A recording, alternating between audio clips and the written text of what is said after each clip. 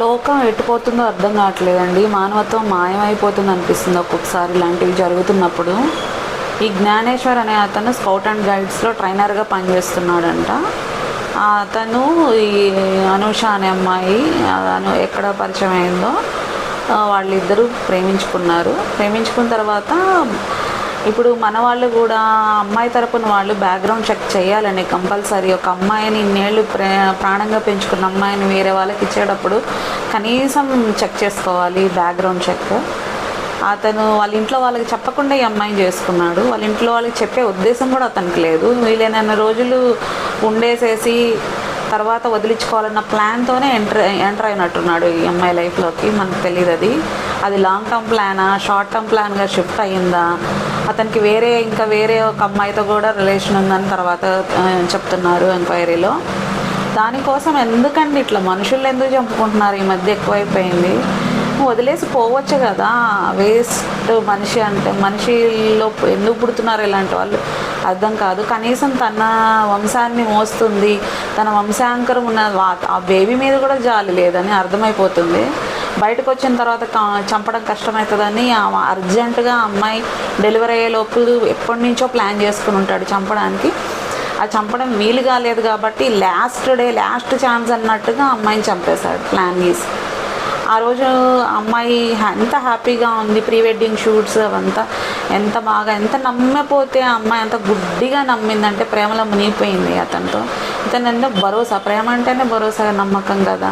ఆ అబ్బాయిని అయితే బాగా పిచ్చిగా నమ్మేసింది. ఆ అమ్మాయి ఇది రియల్ లవ్, కానీ అదెంత బూటకం. అది ఆ అమ్మాయి కనిపెట్టలేకపోయింది. అంతా కూడా ఉండకూడదండి. పిల్లలు ఇవాళ పిల్లలకి చెప్తున్న ఆడపిల్లలు కొంచెమన్నా తెలివిగా ఉండండి. అతను ఎక్కడో ఒక చోట అర్థమవుతుంది. అతను అంతకుముందే వదిలించుకునే ప్రయత్నాలు 2-3 సార్లు చెప్పాడంట. మా వాళ్ళు మనల్ని బతకనివ్వరు, మనం విడిపోదాము అని ఒకసారి. ఇంకొకసారి నాకు క్యాన్సర్ వచ్చింది, క్యాన్సర్లా ఉంది, నీ బతుకెందుకు వేస్ట్ అవుదాం, మనం విడిపోదామని ఒకసారి. అలా 3-4 సార్లు చెప్పొచ్చంట. అలా ఎందుకుంటాం, మనం ఒకసారి పెళ్లి చేసుకున్నామంటే లైఫ్ లాంగ్ నేను నీతోనే ఉంటానని ఆ పిల్ల పిచ్చిదానిలాగా చెప్పుకుంటూ వచ్చింది. ఈ ప్లాన్ ఇతని మనసులో ఇలా ఉందని ఆ అమ్మాయి తెలియదు కదా. పోనీ అలా ఉండి బయటకు చెప్పినా గొడవలై విడిపోయినా అదో రకంగా ఉండేది. అలా కూడా చేయలేవాడు. అంతా విషమంతా లోపల ఉంచుకొని బయటకి మామూలుగా ఉంటూ వచ్చి లాస్ట్కి అసలు ఎలా పట్టుబడరని ఎట్లా అనుకుంటున్నారో నాకు అర్థం కావట్లేదు. ఎక్కడో చోట దొరికిపోతారు. తప్పు చేసిన వాళ్ళు తప్పించుకోవడం అనేది వెరీ రేర్. అంటే దొరికైతే పోతారు. తర్వాత అతని ప్లాన్ ఏముండొచ్చు, మేబీ డబ్బులు ఉన్నాయేమో, డబ్బులతో బయటకు వచ్చేయచ్చు అని ప్లాన్. అయితే హత్యా నేరం, కొన్ని రోజులు ఉంటా బయటకు వచ్చేస్తా.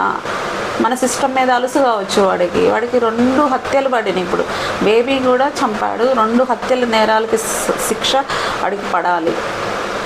లేకపోతే అసలు ఇంకా ఎవ్వరికి విచ్చలవిడితనం వచ్చేస్తుంది అంతే. ఒక బలహీనమైన అమ్మాయి అంటే కొంచెం స్ట్రెంగ్త్ తక్కువ ఉంటుంది. ఇంకా అమ్మాయి ఫుల్ టర్మ్ ప్రెగ్నెన్సీ, మొత్తం డెలివరీ అయ్యే టైం. అలాంటప్పుడు ఆ అమ్మాయి ఎంత వీక్గా ఉండొచ్చు. అతని చేతులు ఎలా వచ్చాయో అర్థం కావట్లేదు. ఆ అమ్మాయిని అంతగా ప్రేమించిన అమ్మాయిని చంపాడు.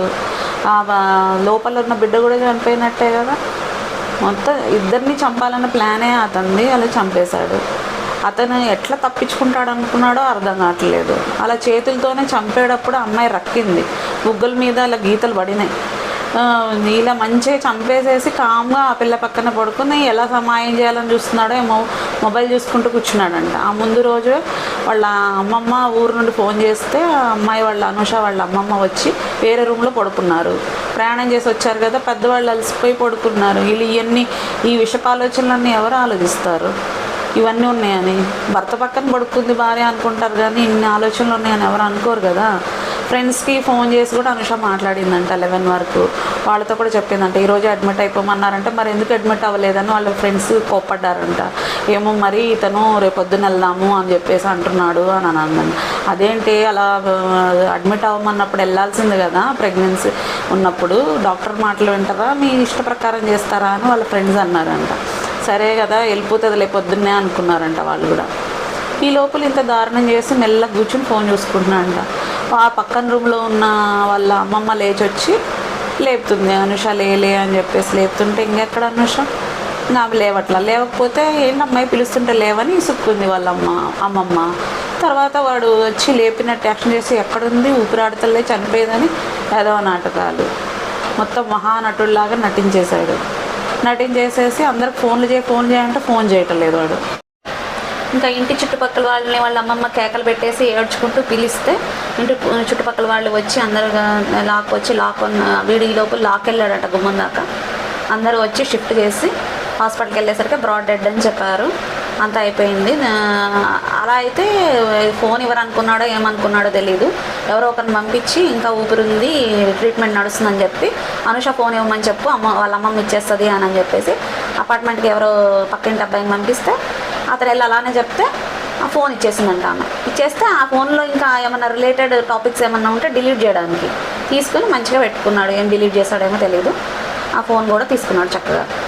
అంత ప్లాన్డ్గా చేసిన అతను ముందే ఒప్పేసుకున్నాడంటేనే అర్థమవుతుంది ఎట్లయినా తప్పించుకోవచ్చు అనే కాన్ఫిడెన్స్ ఎక్కడ ఉంది. ఎవరో తెలిసిన వాళ్ళు మొత్తానికి పెద్ద లెవెల్లోనే తెలిసిన వాళ్ళు ఉన్నట్టున్నారు. సో అందుకనే చేయాల్సినంత చేసి చక్కగా ఒప్పేసుకున్నాడు. తర్వాత దొరకపోమని ఎట్లా అనుకుంటారు? అతనికి తెలుసు, అంత చదువుకున్నవాడు అతనికి తెలుసు.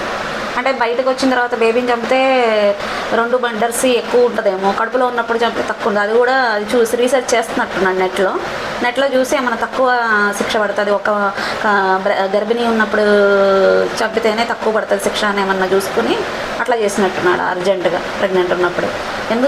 ఎందుకయ్యా అట్లా చేయడము? ఇష్టం లేదు వదిలేసి వెళ్ళిపోతే తనకన్నా కాళ్ళ మీద తను బతికేది కదా, ఆ పిల్లని పెంచుకుంటూ బతికేది కదా. ఎందుకలా ఒకరినొకరు చంపుకోవడాలు ఇవంతా ఆల్రెడీ ఒకసారి ట్రై చేశాడంట. అది కూడా ఆ పిచ్చి మొహంది అర్థం చేసుకోలేదు. ఫాలుదాలో ట్యాబ్లెట్ కల్పిస్తే ఫాలుదా వాడు ఏదో ట్యాబ్లెట్ కల్పించాడని నవ్వుకుంటూ చెప్పిందంట ఫ్రెండ్స్. ఫాలుదా వాళ్ళు ఏమవసరం వాళ్ళకి ట్యాబ్లెట్లు వేయడానికి? హస్బెండ్ ఇచ్చినాన్ని అంత కళ్ళు మూసిపోయింది ఆ అమ్మాయికి పిచ్చిది. ఆ పిచ్చితనమే ఆ అమ్మాయిని ముంచేసింది, చంపేసింది. సో లోకం ఎటుపోతుందో అర్థం కావట్లేదు. దయచేసి ఇష్టం లేకపోతే విడిపోండి. ఈ సూసైడ్లు, చంపడాలు ఇవన్నీ వద్దు. అసలు ఇంకో మనిషి ప్రాణాన్ని తీసే హక్కు ఎవ్వరికీ లేదండి. ఇష్టం లేతే భార్యాభర్తలు విడిపోవడానికి విడాకులు ఉన్నాయి, చాలా ఉన్నాయి. తల్లి పిల్లలకి లేవు అని అనుకుంటే దూరం వెళ్ళిపోతే ఎవరేం పడతారు? ఎవ్వరు వెంటపడరు. ఇలా మనుషుల్ని చంపేసి వాళ్ళ బతుకుల్ని అర్ధాంతరంగా ముగించేసి మీ బతుకులను ప్రశ్నార్థకం చేసుకొని జైల్లో కూర్చున్నావు ఇప్పుడు వెళ్ళి. అంటే వచ్చేస్తానని కాన్ఫిడెన్స్ అనుకో, చూద్దాము ఫ్యూచర్లో ఎట్లుంటుంది అనేది. కానీ చూస్తున్నాం కదా లోకంలో చంపిన వాళ్ళు కూడా హ్యాపీగా తిరుగుతూనే ఉంటారు. మధ్యలో వస్తారు పోతారు, అలా హ్యాపీగానే ఉంటుంటారు. అది మన సిస్టమ్ అట్లా ఉండింది కాబట్టే ఈ అలుసు మనుషులకి. ఈ రోజులు మారాలి, కఠినంగా శిక్షలు అమలు చేయాలి. ఇలాంటి వాళ్ళకి బెయిల్ కూడా రాకూడదు, కఠిన శిక్షలు పడాలి వీళ్ళకి, ఊరి శిక్ష వేయాలి వీడికి. అండ్ ఇట్లాంటివి దేవుడిని కోరుకుంటున్నాం, ఇట్లాంటివి ఇంకోసారి రిపీట్ కాకూడదు, లోకంలో రిపీట్ కాకూడదు అనే ఆశిద్దాం. థ్యాంక్స్ అండి.